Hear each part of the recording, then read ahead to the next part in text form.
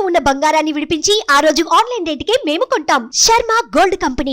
నమస్కారం, సుమన్ టీవీకి స్వాగతం. ప్రస్తుతం మనతో పాటు ఉన్నారు శ్రీచక్రపీఠ వ్యవస్థాపకులు, ప్రముఖ జ్యోతిష శాస్త్ర పండితులు ప్రదీప్ జోషి గారు. గురుగారు నమస్కారం. శ్రీమాత్రే. గురుగారు, ఈ మధ్య చాలా రోజుల నుంచి తిరుమల తిరుపతి దేవస్థానం లడ్డు వివాదం కంటిన్యూస్గా రగులుతోస్తుంది. దానిపైన మనం న్యూస్ కూడా చూస్తూ వస్తున్నాం. అయితే ఈ లడ్డులో కల్తీ జరుగుతుంది, సో ఎటువంటి పదార్థాలు మిక్స్ అవుతున్నాయి అనే విషయం మీకు తెలిసిందే. అయితే పలానా పదార్థాలు మిక్స్ అవుతున్నాయి, ఇందులో ఇది కల్తీ జరుగుతుంది, ఇలా వివాదం నడుస్తుంది, కానీ దీనికి పరిష్కారం అంటూ ఎవరు కూడా చూపించడం లేదు. అసలు ఏంటి ఈ పరిష్కారం? దీనికి మీరేం చెప్తారు? దీనిపైన శ్రీ గురుభ్యో నమః, శ్రీమాత్రే నమః, ఓం నమో వెంకటేశాయ. ఇది చాలా హేయమైన విషయం, సిగ్గుచేటిది. సనాతన ధర్మ బంధువులందరూ కూడా బాధపడుతున్నటువంటి విషయం ఇది. మేమంతా పుట్టినప్పటి నుంచి, ముఖ్యంగా ఎవరైతే వెజిటేరియన్స్, శాకాహారం తినేటువంటి వాళ్ళందరూ కూడా ధర్మబంధువులం అని చెప్పి ధర్మబద్ధంగా పుట్టినప్పటి నుంచి చాలా దీక్షగా ఉంటారు. వాళ్ళ స్వామివారికే ఒక హేయమైనటువంటి పదార్థాలు కలిసినటువంటి నైవేద్యం పెట్టారు, అది మేము ప్రసాదంగా స్వీకరించామంటే అది నిజంగా ఎంత జుగుత్సాపరంగా ఉందంటే అది వినడానికి కూడా బాధంగా ఉంది. అసలు దాన్ని యాక్సెప్ట్ చేయలేకపోతున్నాం. నిజంగా ఆ రిపోర్టు రాంగ్ రావాలని కోరుకుంటున్నాను, దేవుణ్ణి వస్తే బాగుండు అనుకుంటున్నాను. ఎందుకోసమంటే అదొక జీవోత్సవంలాగా అయిపోతుంది పరిస్థితి. అది వింటేనే బాధ అనిపిస్తుంది. ఎందుకోసమంటే మేము ఎంత మడి ఆచారాలు పద్ధతి చేసి అన్నీ అనుకొని ఎంత పద్ధతిగా ఉన్నవాళ్ళము, దైవ ప్రసాదం అని చెప్పి ఒక హేయమైన పదార్థాన్ని తిన్నము అంటే అంతకన్నా బాధాకరం ఇంకోటి లేదు. కానీ నేను అబ్జర్వేషన్ చేసిన దాని ప్రకారం తిరుమల తిరుపతి దేవస్థానం చాలా పెద్ద తప్పు చేస్తుంది, చాలా పెద్ద తప్పు చేస్తుంది. అసలు స్వామివారి యొక్క అత్యంత ప్రాధాన్యమైనటువంటిదే నైవేద్యం. స్వామివారి యొక్క కైంకర్యంలో అత్యంత ప్రధానమైనది నైవేద్యం. వారికి వడలు నైవేద్యం పెట్టినా, లడ్డు నైవేద్యం పెట్టినా, ఏది చేసినా ఘృతం, నెయ్యి కావాలి. నెయ్యి లేకుండా నైవేద్యం అనేది లేదు. నెయ్యి లేని నైవేద్యమే నిరర్థకం. అది నెయ్యి లేని నైవేద్యము ప్రాణము లేని శరీరం లాంటిది అని చెప్పి శాస్త్రాలు చెప్తారు. అలాంటిది ఒక తిరుమల తిరుపతి దేవస్థానం నెయ్యి తయారు చేసుకోలేకపోతుందా అన్నది చాలా బాధాకరమైన విషయం. సాధారణంగా మనం తిరుమల తిరుపతికి వెళ్ళేటప్పుడే మనకి ఆ లడ్డు ప్రసాదం దగ్గర వెళ్ళేటప్పటికి అక్కడ మనకి ఘాట్ అనేది తెలుస్తుంది. అవును, ఆ నేతి వాసన అనేది మనం ఆస్వాదించగలుగుతాం. అయితే ఇక్కడ ప్రసాదాలన్నీ తయారు చేసేది ఆ బ్రాహ్మణ సంఘాలే కాబట్టి వాళ్ళు తయారు చేస్తుండేటప్పుడు ఈ నేతిలోని కల్తీ అనేది ఏమాత్రం తెలిసే అవకాశం ఉండదు అంటారా? కొంచెం మనకి ఆ స్మెల్ రాలేదు అని అనుకోండి, ఏంటి ఇది మనకి స్మెల్ రావట్లేదు అని కొంచెం అనిపిస్తుంది కదా. ఎలా తెలుస్తుందండి? ఎలా తెలుస్తుంది? ఇప్పుడు నేతికి ఇప్పుడు ఆర్టిఫిషియల్ స్మెల్స్ కూడా యాడ్ చేస్తున్నారు కదా. ఇప్పుడు అంతా ఆర్టిఫిషియల్ స్మెల్స్ యాడ్ చేసేస్తారు. న్యాచురల్గా వచ్చేది న్యాచురల్గా వస్తుంది. కాకపోతే వినగ రాగం అతిశయింది అన్నట్టు డైలీ అదే స్మెల్ అదే వాతావరణం వాళ్ళకి తెలియదు. అది జరగదు. వాస్తవంగా ఏంటంటే ఈ ఏదైతే నెయ్యి తిరుమల తిరుపతి దేవస్థానంలో ఇప్పుడు ఈయన జగన్మోహన్ రెడ్డి గారి ప్రభుత్వం అనే కాదు, ఇంతకు మునుపు ప్రభుత్వాల్లో నందిని నెయ్యిని తీసుకొస్తున్నారు, వేరే వాళ్ళకి టెండర్లు ఇస్తున్నారు. వాస్తవంగా చెప్పాలంటే ఈ టెండర్ విధానం అనేది పూర్తిగా రద్దు చేయాలి. తప్పిది. టెండర్ విధానం అనేది తప్పు. బయట ఎక్కడి నుంచో కొనాల్సిందంతా కూడా తప్పు. ఎందుకోసమంటే ఇప్పుడు నందిని వాళ్ళు కూడా పవిత్రంగా చేస్తారని నమ్మకం ఏం లేదు. వాళ్ళు ఏం చేస్తారు అంటే రైతులందరి దగ్గరికి నుంచి పాలు కలెక్ట్ చేస్తారు. వాళ్ళు ఆవు పాలే ఇచ్చారని నమ్మకం లేదు. ఆవు పాలు ఇవ్వచ్చు, బర్రె పాలు ఇవ్వచ్చు. అదే ఆవు దేశీ ఆవు కాదు, జెర్సీ ఆవు పాలు వస్తాయి. మరి ఆవుకి ఏం తినిపించారు? పచ్చిగడ్డి తినిపించారా లేకపోతే ఏమేమి తినిపించారో కూడా తెలియదు కదా. ఆవు ఏది పెడితే తినేస్తుంది. అది ప్లాస్టిక్ తింటుంది, ఏదైనా తింటుంది. సో అలా డిఫరెంట్ ఎక్కడెక్కడో ఏదో తినిపించి మాల్న్యూట్రిషన్ అయిన పాలన్నిటిని కూడా కలిపి వీళ్ళు నెయ్యి తయారు చేసి అదేదో దిక్కుమాలిన మాకెవరూ ఏ దిక్కు లేదు అన్నట్టుగా కొనాల్సిన అవసరం తిరుమల తిరుపతి దేవస్థానానికి లేదు. శ్రీవారికి కావాల్సినటువంటి పూలమాలని అక్కడే పూలని వాళ్ళే అక్కడ పండించి చేసి అక్కడ నుంచే పూలు తెచ్చుకునేటప్పుడు వాస్తవంగా నేనైతే ఒకటి ఏం చెప్తున్నానంటే హైందవ బంధువులు ఈ ఒక్క విషయంలో మాత్రం మీరంతా ఒక సంతోషపడచ్చు. ఈ లడ్డు విషయంలో నేను తిరుమల తిరుపతి దేవస్థానం మాకు తెలుసు కాబట్టి, నేను అక్కడనే కొన్ని రోజులు పనిచేశాను కాబట్టి, అక్కడ అంతర్గత విషయాలు మాకు తెలుసు కాబట్టి, స్వామివారికి ఏదైతే ప్రధానమైనటువంటి గర్భమండపం లోపలికి తీసుకెళ్లే నైవేద్యం మాత్రం అది పూర్తిగా శుద్ధ దేశీ ఘీ నుంచి తయారైన లడ్డూలు మాత్రమే వెళ్తాయి. అక్కడ కేవలం రోజుకి ఒక 21 లడ్డూలు మాత్రమే పెద్ద లడ్డూలు నైవేద్యంకి వెళ్తాయి. అవి కంప్లీట్గా అక్కడ ఉగ్రాణము లోపల తిరుమల తిరుపతి దేవస్థానానికి సంబంధించిన ఆవుల నుంచి, దేశీ ఆవుల నుంచి తీసిన నెయ్యి నుంచి తయారు చేస్తారు. స్వామివారికి నైవేద్య విషయంలో ఎక్కడ అపరాధం అయితే జరగలేదు. ఆ విషయాన్ని మనం అందరం సంతోషించవచ్చు. ఈ బయట మనందరి కోసం తయారు చేసిన లడ్డూలో కల్తీ జరిగింది కాబట్టి అది బాధపడవచ్చు. కానీ నేను తిరుమల తిరుపతి దేవస్థానంకి ఇప్పుడు ప్రదీప్ జోషి అని నేను ఒక నార్మల్ వ్యక్తిని అయితే కాదు. నాకు దాదాపుగా 1 కోటి మంది జనాలకి ప్రదీప్ జోషి అంటే తెలుసు. నా ఒక్క వాక్కు 1 కోటి మంది హిందువుల యొక్క వాక్కులాగా మీరు భావించండి. ఎందుకోసమంటే మా సుమన్ టీవీకి మాకు దాదాపుగా 1 కోటి మంది ఫాలోవర్స్ ఉన్నారు, 1 కోటి మంది సబ్స్క్రైబర్స్ ఉన్నారు, 1 కోటి మంది ఫాలోవర్స్ ఉన్నారు మాకు. సో తెలుగు రాష్ట్రాల్లో సుమన్ టీవీ తెలియని వాళ్ళు లేరు. నేను తెలుగు రాష్ట్రాల్లో యావత్తు 11 కోట్ల మంది తెలుగు ప్రజల తరఫు నుంచి నేను తిరుమల తిరుపతి దేవస్థానం వారికి రిక్వెస్ట్ కూడా కాదు, ఆర్డర్ చెప్తున్నాను. నేను ఒక హిందూగా ఆర్డర్గానే చెప్తున్నాను, మేము చెప్పింది పాటించండి, లేకపోతే తీవ్రంగా ఉంటాయి చెప్తున్నాను. ఎందుకోసమంటే ఇవాళ చాగంటి కోటేశ్వరరావు గారు కానివ్వండి, సుబ్రహ్మణ్య శర్మ గారు కానివ్వండి, షణ్ముఖ శర్మ గారు కానివ్వండి, నేను కానివ్వండి, వద్దిపర్తి పద్మాకర్ కానివ్వండి, ఇంకా మాలాంటి వాళ్ళు మేము ఒక 500 మంది అందరం కలిసి మేము చెప్తేనే వీళ్ళందరూ వస్తున్నారు మీ దగ్గరికి. మేమందరము స్వామివారి యొక్క ధర్మాన్ని, స్వామివారి యొక్క మహాత్మ్యాన్ని మేము ప్రచారం చేస్తున్నాము. వాళ్ళ లోపల ఆ భక్తి భావాన్ని నింపుతున్నాం కాబట్టి వాళ్ళందరూ అక్కడికి వస్తున్నారు. అది బాగా గుర్తుపెట్టుకోండి. మా మాట వీళ్ళందరూ కూడా వింటారు. అందరి మాట మా మాటే. తిరుమల తిరుపతి దేవస్థానం వాళ్ళు ఇప్పటి నుంచైనా సరే తప్పులు చేయడం మానండి. మీరు ఇమీడియట్లీ ఒక 10,000 ఎకరాలు తీసుకోండి. మీ దగ్గర డబ్బులు లేకపోవడం కాదు, మీ డబ్బులన్నీ బ్యాంకుల్లో కుదవబెట్టి బ్యాంకుల వాళ్ళకి మీరు కాపాడుతున్నారు. మీరు చేయాల్సింది వ్యాపారం కాదు, సనాతన ధర్మాన్ని రక్షించడం మీరు చేయాల్సింది.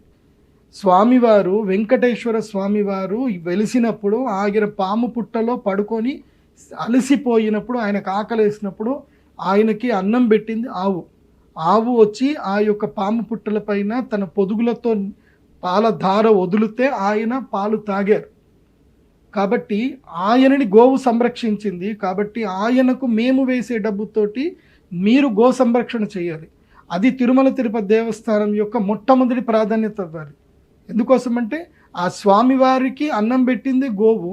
ఆ గోవునే మీరు కాపాడకపోతే మీరు ఎందుకయ్యా తిరుమల తిరుపతి దేవస్థానం? మీరు తిరుమల తిరుపతి దేవస్థానం యొక్క మొదటి ప్రాధాన్యతలో గో సంరక్షణ అయ్యి ఉండాలి. ఆ మొదటి ప్రాధాన్యత తెలవడానికే ఈ సూర్యగ్రహణ సమయంలో స్వామివారు గౌరవ ముఖ్యమంత్రి ద్వారా ఈ విషయం బయటకు చెప్పించారు. ఇది వాస్తవమా అవాస్తవమా అనేది పక్కన పెట్టండి. మీరు తెస్తున్న నెయ్యి మాత్రం కరెక్ట్ నెయ్యి కాదు. మీరు ఎవరి దగ్గర నుంచో అంగట్లో సరుకులాగా కొనుక్కొస్తున్నారు.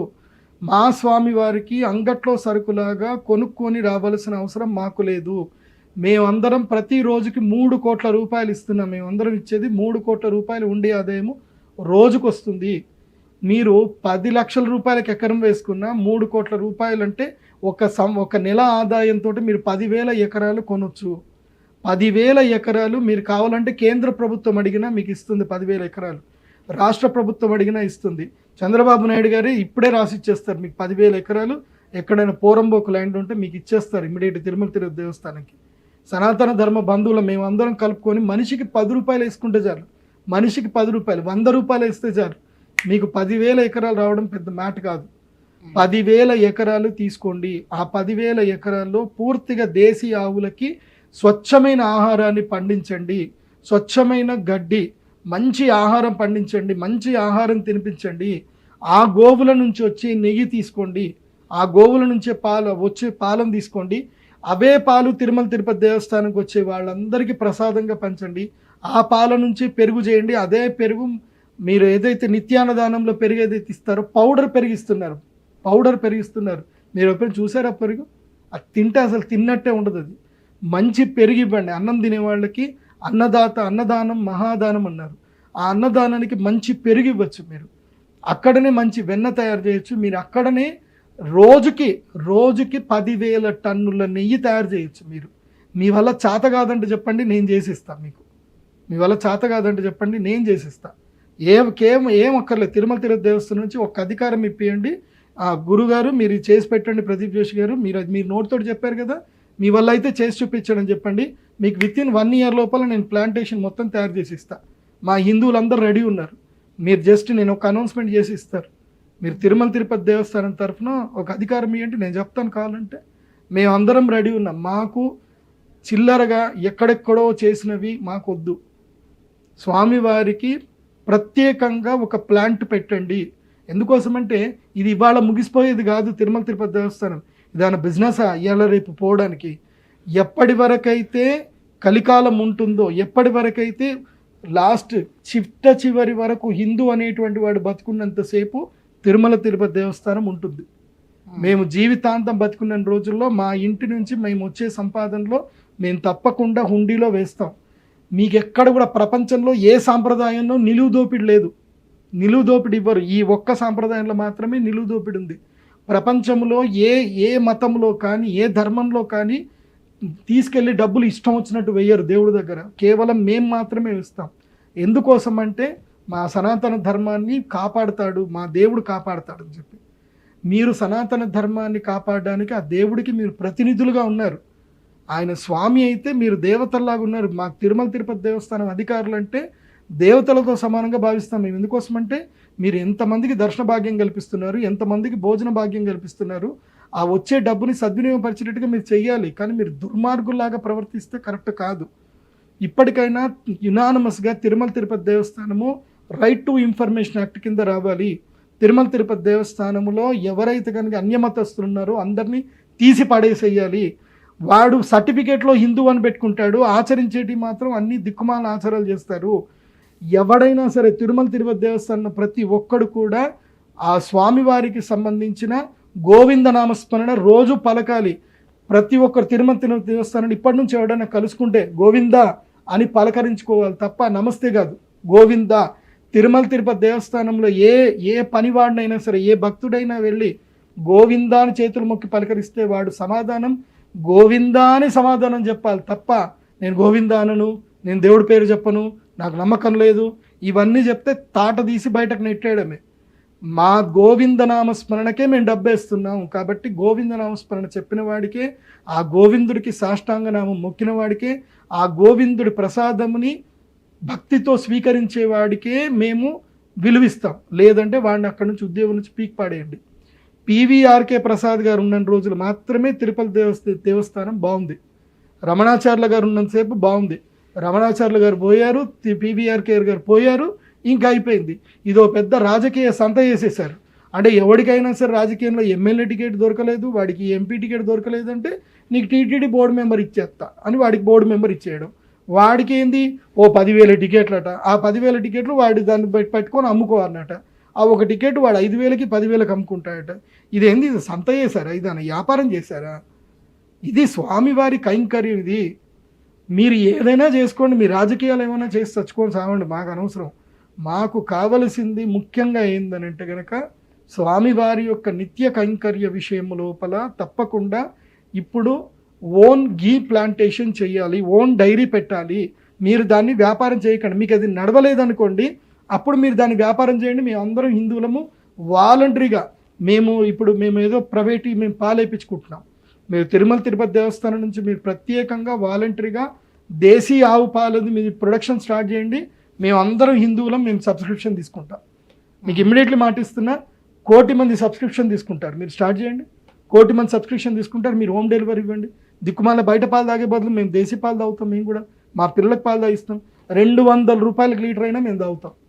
నేనే ఇస్తున్నా, నేనే ఇచ్చేస్తా. 1,00,000 రూపాయలు ఇస్తా, 1 ఇయర్ సబ్స్క్రిప్షన్ ఇచ్చేస్తా.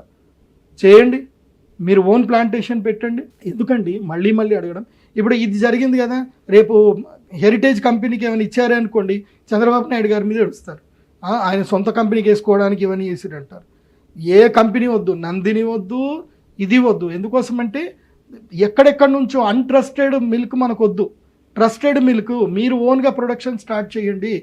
మీకు విషయం తెలుసా, మీరు ఈ ప్రొడక్షన్, మీరు గో సంరక్షణ స్టార్ట్ చేస్తే ఆటోమేటిక్గా హిందువులు ఎంతో సంతోషిస్తారు. స్వామివారికి నిజంగా ఆనందం కలిగి ఆయన ఇప్పుడు ఉడిపిలో ఉన్నాడు. నిజం చెప్పాలంటే నేను జ్యోతిష్ శాస్త్ర పండితుడిగా చెప్తున్నాను. నేను గత 10 సంవత్సరాల క్రితమే తిరుమల తిరుపతి దేవస్థానంకి వెళ్ళినప్పుడు నేను అక్కడ కూర్చొని నేను అష్టమంగళ ప్రశ్న వేశాను. నేను ఇప్పుడే చెప్తున్నాను, అష్టమంగళ ప్రశ్న వేశాను. అష్టమంగళ ప్రశ్న వేసినప్పుడే నాకు తెలిసింది ఏంటంటే తిరుమల తిరుపతి దేవస్థానంలో స్వామివారి యొక్క శక్తి ఉడిపికి వెళ్ళిపోయింది. స్వామి తన యొక్క శక్తిని, తన యొక్క సన్నిధానాన్ని ఉడిపికి తీసుకెళ్ళిపోయారు, ఆయన అక్కడ లేరు అని అష్టమంగళ ప్రశ్నలో తేలింది. దైవ ప్రశ్న అని అంటారు. ఎప్పుడైతే అనంతం స్వర్ణమయం ఎప్పుడైతే ఆ ప్రోగ్రామ్ స్కీమ్ తీసుకొచ్చారో అప్పుడు తిరుమల తిరుపతి దేవస్థానంలో అరాచకాలు జరిగాయి. అంటే ఇప్పుడు తిరుమల తిరుపతి దేవస్థానంలో స్వామివారు లేరంటారా? స్వామివారి సాన్నిధ్యము అంశీభూతంగా మాత్రమే ఉంది. ఆయన ఉడిపి శ్రీకృష్ణుడి దగ్గర సేద తీరుతున్నారు. ఇది నిజం. ఇది అష్టమంగళ ప్రశ్న మీరు వేసి చెప్పండి, నేను చెప్పింది నిజం అవుతుంది. ప్రతి దేవాలయానికి సంవత్సరానికి ఒకసారి అష్టమంగళ ప్రశ్న వేయాలి. ఇప్పటికీ కర్ణాటకలో ప్రతి ఒక్క దేవస్థానంలో సాంప్రదాయం లోపల ఈ యొక్క అష్టమంగళ ప్రశ్న వేస్తారు. వేసి ప్రతి సంవత్సరం దేవాలయానికి ఏమన్నా ఇవి జరుగుతున్నాయా ఏమి అని దేవ ప్రశ్న ద్వారా వచ్చి తెలిసి దానికి పరిష్కారం చేస్తారు. తిరుమల తిరుపతి దేవస్థానంలో ఈ యొక్క సాంప్రదాయము మునుపు ఉండేది. ఎప్పుడైతే గనక పివిఆర్కే ప్రసాద్ గారు వెళ్ళిపోయారో ఆ తర్వాత ఈ అష్టమంగళ ప్రశ్న బంద్ అయిపోయింది. అక్కడి నుంచి అష్టమంగళ ప్రశ్న లేదు. అష్టమంగళ ప్రశ్న సాంప్రదాయం మానేశారు. ఇప్పటికైనా తిరుమల తిరుపతి దేవస్థానంలో ప్రతి సంవత్సరము సంక్రాంతి తర్వాత అంటే జనవరి 14 నుంచి జనవరి 21వ తారీఖు మధ్య లోపల అష్టమంగళ ప్రశ్న వేయాలి. వేసి జనవరి 21వ తారీఖు తర్వాత రథసప్తమి మధ్యన తిరుమంజనం చేయాలి. తిరుమంజనం చేసిన తర్వాత రథసప్తమికి స్వామివారికి స్వర్ణరథం అనేది తీయాలి. ఇవి పద్ధతులు. రాని పద్ధతులని ఎవరి ఇష్టం వచ్చినట్టు వాళ్ళు చేస్తున్నారు. వాస్తవంగా తిరుమల తిరుపతి దేవస్థానం మీద సంపూర్ణమైనటువంటి అధికారము మొట్టమొదటిగా ఉత్తరాది మఠానికి వ్యాసరాజ తీర్థుల వారి యొక్క ఆధ్వర్యంలో ఉండేది. ఉత్తరాది మఠానికి ఉండేది తిరుమల తిరుపతి దేవస్థానం మొత్తం కూడా. శ్రీకృష్ణదేవరాయల సమయం లోపల మొత్తం శ్రీకృష్ణదేవరాయలు పరిపాలించినప్పుడు వ్యాసరాయల వారు శ్రీకృష్ణదేవరాయల వారి సింహాసనం మీద కూర్చొని ఆయన పరిపాలించారు. ఏది ఈ దక్షిణ భారతదేశాన్ని మొత్తం ఆయన పరిపాలించారు. అప్పుడు ఉత్తరాది మఠం ఆధ్వర్యంలోనే ఈ యొక్క తిరుమల తిరుపతి దేవస్థానం ఉండేది. వ్యాసరాయల వారి తరువాత ఈ ఉత్తరాది మఠాన్ని వైఖానస ఆగమానికి ఇచ్చారు. అందుకే ఆ మూలకంగానే ప్రతి సంవత్సరానికి ఒకరోజు ఉత్తరాది మఠాధీశుల్ని పిలిచి ఇక్కడ సన్మాన సత్కార్యాలు రథోత్సవం చేయిస్తారు. కానీ ఈ తిరుమల తిరుపతి దేవస్థానంలో ఏదైతే గనక ప్రధానంగా జరగవలసింది ఏదైతే ఈ కమిటీ మెంబర్షిప్ ఏదైతే ఉందో దీంట్లో ఎవరిని పడితే వాడిని రాజకీయంగా తీసుకొచ్చి వేసేస్తున్నారు. ఇప్పటి నుంచి ఆ పద్ధతి మారాలి. తిరుమల తిరుపతి దేవస్థానానికి చైర్మన్ పదవి ఎవరైతే ఉన్నారో ఆ చైర్మన్ అనేటువంటి వారు తీర్మానించాలి. ఎవరు? ఉడిపి మఠము, తర్వాత కృష్ణ మఠము, ఆ తర్వాత శృంగేరి మఠము, కంచి మఠము, ద్వారకా మఠము, పూరీ మఠము, బదరీ మఠము, ఇలాంటి ఏవైతే మఠాలు ఏవైతే గనక పరమాంస పరివ్రాజకంగా ఉన్నాయో అవి దాదాపుగా ఒక 18 మఠాలు ఉన్నాయి. ఆ 18 మఠాధిపతులు వాళ్ళందరినీ కూడా సంప్రదించి ఈ 18 మఠాల నుంచి ఎవరైనా ఒకరిని ఇంటర్వ్యూ చేసి వాళ్ళని తిరుమల తిరుపతి దేవస్థానం చైర్మన్గా అనౌన్స్ చేయాలి. అలా చేస్తే ఇక్కడ ఎలాంటి జరగకుండా ఉంటుంది. మీరు రాజకీయంగా ఎవడు పడితే వాడిని వేస్తే ఎట్లాగా? ఆయనేమో చైర్మన్ అయి ఉంటాడు, ఆయన భార్యనేమో బైబిల్ పట్టుకొని తిరుగుతుంది. మేము ఆయన్ని ఏం నమ్మాలి? నేను వైబీ సుబ్బారెడ్డి గారి ఇంటికి వెళ్ళాను. నేను ఇంటికి వెళ్తేనేమో ఆ ఇంట్లో ఆయన గోపూజ చేస్తారు, వాళ్ళ ఆవిడ మంచిగా అన్నం పెడుతుంది, ఇంట్లో వెంకటేశ్వర స్వామి బొమ్మలు ఉంటాయి, అన్నీ ఉంటాయి. కానీ వాళ్ళు బైబిల్ పెట్టుకొని తిరుగుతారు వాళ్ళు బయట. ఇదేంది నాకు అర్థం కాలేదు. నేను ఆయన్ని అడిగితే ఎవరి నమ్మకం వాళ్ళదండి అని అంటాడు ఆయన. మళ్ళీ వైవి సుబ్బారెడ్డి గారు ఏమో ధర్మ ప్రకారం చెప్పుకోవాలంటే హిందూ అని సర్టిఫికేట్లో పేరు ఉంటుంది. మళ్ళీ ఆయన మాత్రం చర్చికి వెళ్తాడు. ఆయన మేము యేసు ప్రభుని నమ్ముతా ఉంటాడు. నమ్మకంలో తప్పే, అదే నమ్మకంలో తప్పే ఉంది గురుగారు అంటారు. మంచిదే, మీరు నమ్మకంతో మీరు నమ్మకం పెట్టుకోండి. మా గుడి ఇప్పటి వరకు ఒకవేళ ఇదే నిజం గనక అయినట్లయితే, ఒకవేళ చంద్రబాబు నాయుడు గారు చెప్పిన మాట నిజమే కనుక అయినట్లయితే ఇప్పటి వరకు ఆ ప్రసాదాన్ని స్వీకరించిన వారి పరిస్థితి ఏంటి? మరి దానికి ప్రక్షాళన ఏంటి? ఎట్లా? ఏముంది, 3 ఏకాదశులు ఉపవాసం తప్పకుండా ఉండండి. తప్పకుండా విష్ణునామస్మరణలో 3 ఏకాదశులు నిరాహారంగా ఏకాదశి ఉపవాసం చేయండి. స్వామివారికి ప్రాయశ్చిత్తం అనేది చేసుకోండి. ప్రాయశ్చిత్తం చేసుకుంటే సరిపోతుంది. ప్రాయశ్చిత్తం అంటే ఏం లేదు, క్షమించండి స్వామి అని చెప్పి కన్నీరు పెట్టుకొని దండం పెట్టుకోవడం తప్ప ఇంకేం లేదు. అంతకుమించి మనం చేసేది ఏం లేదు. ఎందుకోసం అంటే అది మనం తెలిసి చేసిన తప్పు కాదు కదా, తెలియక చేసిన తప్పు కాబట్టి ఉపవాస దీక్ష చేసి మాత్రం దాన్ని తొలగించుకోవచ్చు. అది చెయ్యాలి. తర్వాత ఒక పద్ధతి ప్రకారం ఏంటంటే దీనికి జలదౌతి అని ఒకటి ఉంటుంది. ఎప్పుడైనా మనము తీసుకొని ఆహార పదార్థం ఎప్పుడైనా మనం తీసుకుంటే గనక దీనికి యోగశాస్త్ర ప్రకారము జలధౌతి చేసుకోవాలి. జలధౌతి అంటే అర్థం ఏంటంటే కనుక మంచినీళ్ళల్లో కొంచెం ఉప్పు వేసి, అంటే లైట్ బిట్ కొంచెం ఉప్పు వేసి దాన్ని గోరువెచ్చగా కాచి ఉదయాన్నే లేచి ఆ నీటిని మొత్తం కూడా తాగాలి. పూర్తిగా నీటిని అంతా కూడా తాగేయాలి. వామిటింగ్ వచ్చేంత వరకు తాగాలి. అలా తాగి ఆ నీటిని మొత్తం వామిటింగ్ చేసుకోవాలి. అలా వామిటింగ్ చేసుకొని అలా 2 సార్లు 3 సార్లు ఎవరి శక్తి ఎంత ఉందో అంత 3 సార్లు చేయాలి. చేస్తే లోపల ఉండేదంతా కూడా క్లీన్ అయిపోతుంది. ఆ తర్వాత ఇంత కిచిడి పప్పు, ఇది పెసరపప్పు, అన్నము, నెయ్యి, పసుపు, తర్వాత వీటిని ఏమంటారు మిరియాలు వేసుకొని ఆ యొక్క కిచిడి చేసుకొని అది తినాలి. ఇది ఒక్కరోజు చేస్తే ఇది ఒక విధంగా మన యొక్క పూర్తిగా డైజెషన్ అంతా ట్రాక్ అంతా క్లీన్ చేసుకోవడము. ఆ తర్వాత స్వామివారి యొక్క విష్ణు సహస్రనామం చదివి స్వామివారికి ప్రాయశ్చిత్తం చేసుకోవడం. సామాన్య ప్రజలు చేసుకోగలిగిన ఇంతకు మించి ఏం చేయలేం మనం. ఇది చేసుకోవాలి.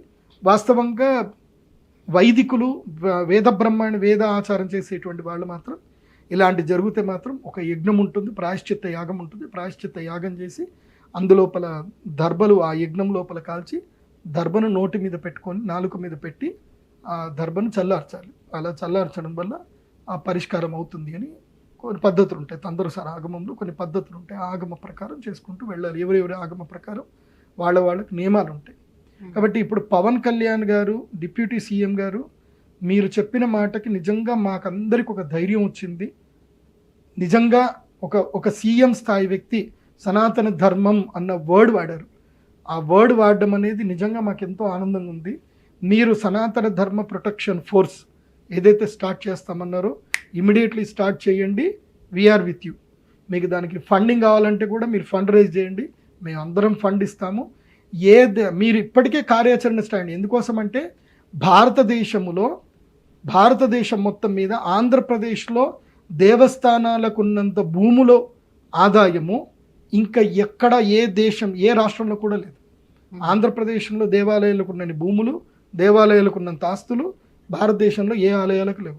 అందుకోసం అంటే మన ఆంధ్రప్రదేశ్లో విజయవాడ కనకదుర్గ అమ్మవారి దేవస్థానం ఉంది, ద్వారకా తిరుమల ఉంది, తిరుమల తిరుపతి దేవస్థానం ఉంది, శ్రీకాళహస్తి ఉంది. ఇలా చెప్పుకుంటూ పోతే చాలా దేవస్థానాలు ఉన్నాయి.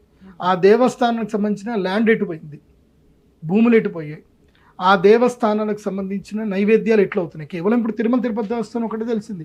మిగతా అన్ని దేవస్థానాలు సొంతగా తయారు చేసుకుంటున్నాయా? వాళ్ళందరూ కూడా కొనుక్కోవడమే కదా. కాబట్టి నేను అనేది ఏంటంటే, గౌరవ డిప్యూటీ సీఎం గారు పవన్ కళ్యాణ్ గారు, మీరు ఇప్పుడు సనాతన ధర్మ ప్రొటెక్షన్కి కార్యాచరణ చేయండి. తిరుమల తిరుపతి దేవస్థానం ఆధ్వర్యంలో 10,000 ఎకరాల్లో శుద్ధ దేశీ ఆవులను, కేవలం దేశీ ఆవులను మాత్రమే అక్కడ ఉంచి వాటికి మంచి ఆహారం తినిపించి శుద్ధ దేశీ ఘీ తీయించి అక్కడి నుంచి మన ఆంధ్రప్రదేశ్లోనే కాదు భారతదేశంలో ఉండే అన్ని దేవాలయాలకు ఇదే నెయ్యి సప్లైటెడ్ చేయండి.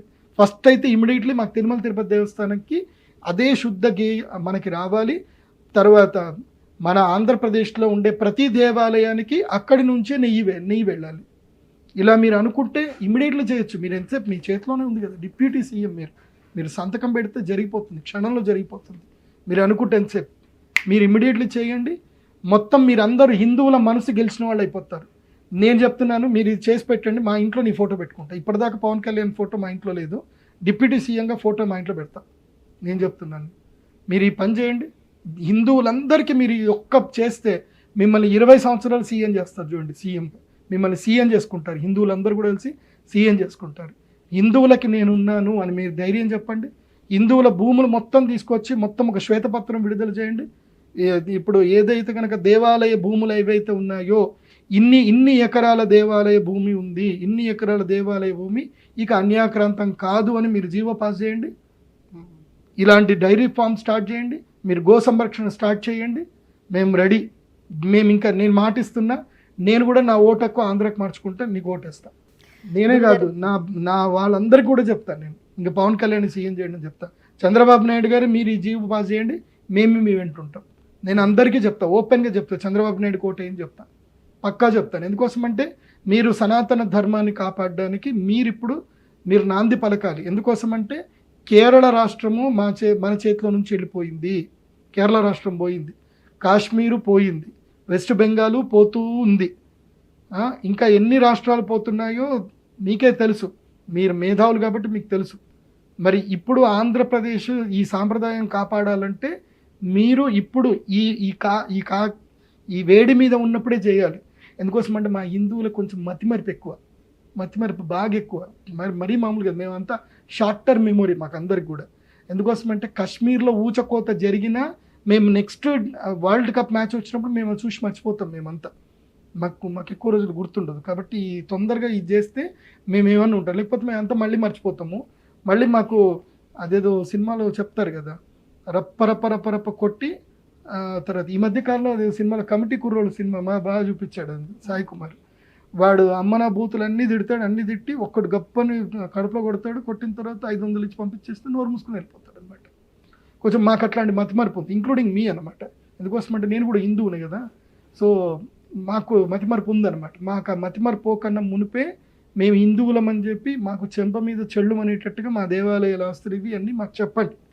మీరు కూడా హిందువులే కదా, పవన్ కళ్యాణ్ గారు మీరు కూడా హిందువే కదా, చంద్రబాబు నాయుడు గారు మీరు కూడా హిందువే కదా. ఇప్పుడు ఇంతమందికి అరాచకం జరిగింది, మీరే చెప్తారు. మీరు చెప్పేదాకా మాకు కూడా తెలియదు. కాబట్టి మీ ప్రభుత్వం హయాంలో తిరుమల తిరుపతి దేవస్థానానికి పర్మనెంట్గా సంరక్షణ చేయండి. ఇంకోటి ఏంటంటే ఈ కమిటీ మెంబర్లు ఇప్పుడు రేపు మళ్ళీ ఇంకో దిక్కుమాల గవర్నమెంట్ వచ్చింది అనుకోండి, వాడికి ఎమ్మెల్యే సీట్ రాలేదని చెప్పి మళ్ళీ తిరుమల తిరుపతి దేవస్థానంలో నూకకుండా ఒక జీవో పాస్ చేయండి. తిరుమల తిరుపతి దేవస్థానానికి ఇలాంటి మెంబర్లే ఉండాలి. ఉత్తరాది మఠం నుంచి ఈ యొక్క టీటీడీ బోర్డు మెంబర్లో ఉత్తరాది మఠం నుంచి కంపల్సరీ ఒక మెంబర్ ఉండాలి, శృంగేరి మఠం నుంచి ఒక మెంబర్ ఉండాలి, కంచిపీఠం నుంచి ఒక మెంబర్ ఉండాలి. అంటే వాళ్ళ మెంబర్ శాశ్వత మెంబర్ ఉంచుకుంటారా తీసేస్తారా ఆ మఠం వాళ్ళకి. కాకపోతే 18 మఠాల నుంచి 18 మెంబర్లు ఉండాలి. ఎందుకోసం అంటే తిరుమల తిరుపతి దేవస్థానంకి ఫండ్ డొనేషన్ చేసేది నడిపించేది హిందువులు. ఆ హిందువులని సనాతన ధర్మం వైపు నడిపించేది ఈ పీఠాలు చెప్పినట్టుగానే వినాలి తప్ప మీ రాజకీయ నాయకులు చెప్పినట్టు వినకూడదు. ఇది బాగా గుర్తుపెట్టుకోండి. రాజకీయాలు తిరుమల తిరుపతి దేవస్థానానికి రాకుండా చేయండి. తిరుమల తిరుపతి దేవస్థానం కేవలం దర్శనాల వరకు మీ ఏమైనా రాజకీయాలు చేసుకోండి, విఐపి దర్శనాలు చేసుకోండి, ఏమైనా చేసుకోండి. కానీ ఆ యొక్క బాడీ ఆచార విచారాలు ఆ బాడీలో ఏవైతే Tirumala Tirupati board member body ఏదైతుందో అందులోపల రాజకీయాలు ఇన్వాల్వ్ చేయకండి ప్లీజ్. దయచేసి ఇంకా ఈ ధర్మాన్ని నాశనం చేయకండి. ఇప్పటి వరకు వదిలేశారు, ఇప్పుడైనా సరే గట్టిగా పట్టుకోండి. ఇంకా చంద్రబాబు నాయుడు గారు మీరు ఉంటే బాగా జరుగుతుంది అని నమ్మకం ఉంది, మీరే చేస్తారని నమ్మకం ఉంది. ఎందుకోసమంటే ఇంకా మీరు ఉన్నన్ని రోజుల్లో చిరస్థాయిగా చరిత్రలు నిలిచిపోయేటట్టుగా ఒక నిర్ణయం తీసుకోండి. ఆ నిర్ణయంతో ఇంకా 1000 తరాలైనా 100 తరాలైనా తిరుమల తిరుపతి దేవస్థానం గట్టిగా ఉండిపోవాలన్నమాట. ఎవడో ఆ మధ్య కాలంలో ఎవడో అన్నాడట 7 కొండల్ని 3 కొండలు చేస్తా అన్నట, తీసుకెళ్ళిపోయాడు స్వామి తీసుకెళ్ళిపోయాడు, మరి యమధర్మరాజు తీసుకెళ్ళిపోయాడు తెలియదు, తీసుకెళ్ళిపోయాడు. మరి ఇంకోడెవడో ఆ స్టేట్మెంట్ ఇవ్వకుండా జాగ్రత్త పడండి. అలా మీరు చెయ్యండి దయచేసి. గురుగారు, తిరుమల తిరుపతి వెంకన్న స్వామికి లడ్డూనే ప్రసాదంగా ఎందుకు నివేదన చేస్తారు? ఏంటి లడ్డు యొక్క ప్రశస్తి? లడ్డు అనేది ఏంటంటే కనుక ముఖ్యంగా పూర్ణత్వానికి రూపం. అది పూర్ణత్వం అంటే ఏంది, మనకి నార్మల్ సైన్స్లో చెప్పాలంటే 360 degrees పూర్ణత్వం. అంటే లడ్డూకి మొదలేదని చెప్తామంటే చెప్పలేం, మనం ఏది మొదలు ఏది అంతం చెప్పలేం. సో ఆ లడ్డు రౌండ్గా ఎందుకు చేస్తారు అంటే పూర్ణత్వానికి ప్రతిరూపం కాబట్టి. అందులోపల వేసే ఆహార పదార్థాలు అన్నీ కూడా కలిసి ఆ మాధుర్యముతో ఏంటంటే అది పూర్ణత్వానికి నిదర్శనం అని చెప్పడానికే తిరుపతి లడ్డు ప్రసాదం. ఇంకోటి మధుర ప్రసాదం ఎందుకోసమంటే ఆయుర్వేద రీత్యా ఏం చెప్తారు అంటే మధురము అంటే ఈ తీపి తీసుకోవడం వల్ల ఏం జరుగుతుంది అని అంటే మనస్సు ప్రశాంతత పొందుతుంది, మనస్సు చైతన్య పొందుతుంది. అందుకే మధురం స్వీకరించారని చెప్తారు. అందుకే తిరుమల తిరుపతి దేవస్థానంలో లడ్డు ఘృతపూర్ణం నైవేద్యం అని అంటారు. ఘృతపూర్ణ నైవేద్యం పెట్టాలి. నిజంగా లడ్డు ఇట్లా ముట్టుకుంటే ఇట్లా నెయ్యి ఇట్లా కారుతూ ఉండాలి. అది 10 రోజులైనా నెయ్యి కారుతుంది, అది నెయ్యి ఇట్లా అంటుతూ ఉండాలి. నా మధ్య నేను తిరుపతి లడ్డు ముట్టుకుంటే నాకు అసలు తినబుద్ధి కాలేదు. నేను ఆ మధ్యలో నాకు ఎవరు తిరుపతి ప్రసాదం తీసుకొచ్చినా ఇంతే తీసుకుంటున్నాను నిజం చెప్పాలంటే. ఆ లడ్డులో టేస్ట్ పోయింది, 10 ఏళ్ల క్రితమే పోయింది, 5 ఏళ్ళు కాదు 10 ఏళ్ల క్రితమే పోయింది. 5 ఏళ్ల క్రితం అయితే మరీ దారుణం అయిపోయింది. లడ్డు అంతా ఎండిపోయి బోసిపోయింది. అది ఆ లడ్డు అక్కడ తిరుపతి నుంచి ఇంటికి తీసుకొచ్చే లోపల మొత్తం ఎండిపోయి ముక్క అయిపోతుంది. అది లడ్డు అక్కడనే తెలిసిపోతుంది అది అది కల్తీ జరిగిపోయిందని. మీరు ల్యాబ్ కూడా అట్లానే తగ్గిపోయి సైజులు ఏముందండి, కల్తీ అయిపోయినాక ఇంకేముందండి. ఇప్పుడు గంగి గోవు పాలు గరిటెడైనా చాలు, కడివెడైనా అనేమి కరము పాలు అన్నట్టు గంగి గోపాలు ఇంత ఇస్తే చాలు. మీరు ప్రసాదం ఇంతే ఇవ్వండి, కానీ శుద్ధంగా ఇవ్వండి చాలు. ఒకప్పుడు ప్రసాదం అంటే ఎంత ఆనందం ఉంటుండే అంటే అద్భుతమైన ఆనందం ఉంటుండే. ఇప్పుడు ఆనందం లేదండి. మొత్తం అంతా స్వార్థమైపోయింది, అరాచకమైపోయింది. తిరుమంజనం సరిగ్గా చేయట్లేదు. చేయండి, ఆ పండితుల మాట వినండి. తిరుమల తిరుపతి దేవస్థానంలో పండితులు లేబర్లు అయిపోయారు. వేద పండితుడు ఎప్పుడు కూడా లేబర్ కాదు. వేద పండితుడు దైవంతో సమానం. మంత్రాధీనంతో దైవతం, దైవం మంత్రానికి ఆధీనం అయి ఉంటుంది. ఆ మంత్రం బ్రాహ్మణాధీనం, బ్రాహ్మణుడికి ఆధీనమై ఉంటుంది. అలాంటి వేదమూర్తులైన బ్రాహ్మణుల మాటకి విలువ లేదు తిరుమల తిరుపతి దేవస్థానంలో. వాళ్ళు నెలజీతగాళ్ళలాగా ట్రీట్మెంట్ చేస్తున్నారు వాళ్ళని. వాళ్ళు నెలజీతగాళ్ళు కాదండి, అది గుర్తుపెట్టుకోండి. నాకు నా మిత్రుడే ఉన్నాడు, ఆయన బాధపడతాడు. ఏముందన్నా, ఏం విలువ ఉంది, నేను స్వామివారిని నేరుగా నేను చేతితోటి ముడతాను, పూజ చేస్తాను, కానీ ఎవడికి విలువ లేదు. నా మాటకి విలువ లేదు, నా మాటకే విలువ లేదు. ఏముంది ఇక్కడ అంటే, ఎవడో వాడు వస్తే చేతులు చెప్పుకోండి. సాక్షాత్తు స్వామివారిని ముట్టి పూజ చేసేవాడు నీ ముందు చేతులు మొక్కాలా, నీ ముందు చేతులు జోడించి నిల్చోవాలి. ఎంత దుర్మార్గం అది. స్వామివారే వాడి మాట వింటారు. కౌసల్య సుప్రజారామ పూర్వా సంధ్యా ప్రవర్తతే ఉత్తిష్ట నరతార్థుల కర్తవ్యం దైవమాహిక్యమని ఆయన అంటే స్వామివారు లేస్తారు. అలాంటిది ఆయన నీ ముందు చేతులు పట్టుకొని నిల్చోవాలా? నువ్వు వస్తే ఆయన నీ గౌరవం ఇవ్వాలా? ఎంత దారుణం ఇది. పండితులకి ఇంత అమర్యాదన, అక్కడ ఎంత అమర్యాద జరుగుతుందో మాకు తెలుసు. వాళ్ళని ఎంత తోలనాడతారో నేను చూస్తాను. వాళ్ళు దైవ సేవ గురించి వాళ్ళ జీవితాలను అంకితం చేస్తారు. దయచేసి వాళ్ళకి గౌరవ మర్యాదలు ఇవ్వండి. నిజంగా చెప్పాలంటే, ఇప్పుడు ఉదాహరణకి మొన్న దేవర సినిమా ఇది ప్రీ రిలీజ్ ఈవెంట్ జరిగింది. ఫ్యాన్స్ని ఎవడన్నా ఆపాడా? ఎవడు ఆపలేకపోయాడు. ఇది ఇంతమంది జనాలే. మరి తిరుమల తిరుపతి దేవస్థానం ఫ్యాన్స్ ఎంతమంది? మరి దేవర ఫ్యాన్స్ కన్నా 100 times కాదు, 1000 times కాదు, 1 lakh times, 1 crore times ఎక్కువ మేమందరం ఫ్యాన్స్. మమ్మల్ని ఎవరు కంట్రోల్ చేస్తున్నారంటే కేవలము మాలాంటి వాళ్ళ మాటలు మాత్రమే ఆ భక్తుల్ని కంట్రోల్ చేస్తున్నాయి. చాగంటి కోటేశ్వరరావు గారు చెప్పిన మాటలు వినే అందరూ వెళుతున్నారు. నేను మకర రాశి వారికి బాగాలేదు, తిరుమల తిరుపతి దేవస్థానం నడుచుకుంటూ ఎక్కండి అని అంటే 1,00,000 మంది జనాలు ఎక్కారు. కేవలం ప్రదీప్ జోషి మాటతోటి తిరుమల తిరుపతి దేవస్థానంలో దాదాపు 10 కోట్ల హుండీ ఆదాయం వచ్చింది. ప్రదీప్ జోషి మాటతోటి 10 కోట్ల హుండీ ఆదాయం వచ్చింది. కావాలంటే ఇక్కడ జనాలందరూ కామెంట్ పెడతారు చూడండి. నేను రాశి ఫలాలు చెప్పేటప్పుడు కుంభరాశి వారు, మకర రాశి వారు దేవస్థానానికి వెళ్ళండి, పలానా వారు శ్రవణ నక్షత్రం దర్శనం చేసుకోండి, పలానా వాళ్ళు ఇక్కడ నుంచే వెళ్ళండి, మేము చెప్పినందుకు అక్కడ మీకు ఆదాయం వచ్చింది. తిరుమల తిరుపతి దేవస్థానానికి ఆదాయం వస్తుంది అని అంటే చాగంటి కోటేశ్వరరావు గారి ప్రవచనాల ద్వారా జనాల్లో భక్తి భావన పెరిగి వస్తున్నారు. ఆ భక్తి భావన పెరిచేటువంటి చాగంటి కోటేశ్వరరావు లాంటి మహానుభావులకి ఆయనకి ఇవ్వండి ఒక 5 ఏళ్ళు తిరుమల తిరుపతి దేవస్థానం చైర్మన్ పదవి ఇవ్వండి. ప్రతి తెలుగువారు మీరు ఓటింగ్ పెట్టండి, కావాలంటే మొబైల్ ఓటింగ్ పెట్టండి. చాగంటి కోటేశ్వరరావు గారికి తిరుమల తిరుపతి దేవస్థానం చైర్మన్ పదవి ఇవ్వచ్చా అని మీరు ఓటింగ్ పెట్టండి. మీకు ఇట్లా ఓట్లు పడిపోతాయి. మీకు మొత్తం తెలుగు వాళ్ళందరూ యునానిమస్గా చాగంటి కోటేశ్వరరావు గారు నొప్పుకుంటారు. ఎందుకోసమంటే ఆయనకి స్వామివారి మీద అంత భక్తి ఉంది, స్వామివారి తత్వం అంతా ఆయనకు తెలుసు. అలాంటి మహానుభావుని చైర్మన్గా చేస్తే ఇంకా అభివృద్ధి జరుగుతుంది. ఆయన ఇంకా భక్తులకు ఎలాంటి సదుపాయాలు చేస్తూ చేయగలుగుతాడు. చేయండి, మరి ఆయన చైర్మన్గా చేయండి. అది చెయ్యరు.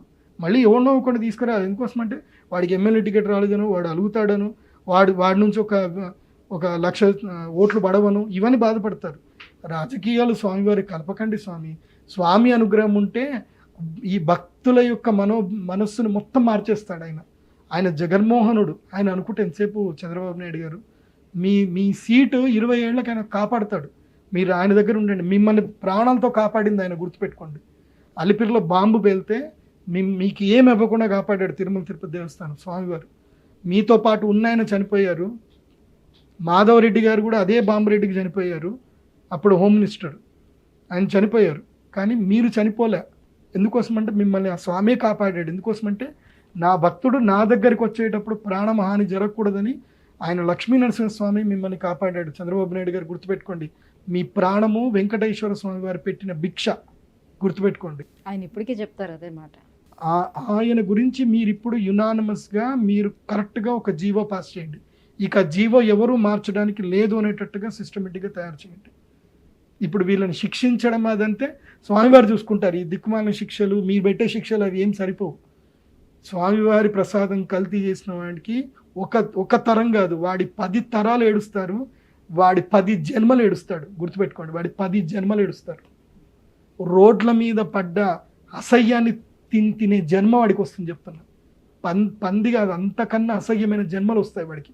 పందికే స్వామివారికి భక్తులకు అలాంటి నైవేద్యం, అలాంటి ప్రసాదం తినిపించిన వాడికి, వాడి వంశము నేను జ్యోతిష శాస్త్ర పండితుడిగా చూస్తున్నా కదా, ఎంతమంది ఎన్ని పాపకర్మలతోటి ఎంతమంది ఎంత బాధలు పడుతున్నారు. ఇలాంటి చేసినోడు వాడికి ఈ శిక్షలు సరిపోతాయి. వాడికి శిక్ష విధించమని కూడా చెప్పాను, వాడిని వదిలేయండి అని చెప్తాను నేను. అవసరం లేదు, మా స్వామి చూసుకుంటాడు. యమధర్మరాజు ఉన్నాడు, మెయిన్గా శనైశ్వరుడు ఉన్నాడు. ఆ శని స్వామి చూసుకుంటాడు.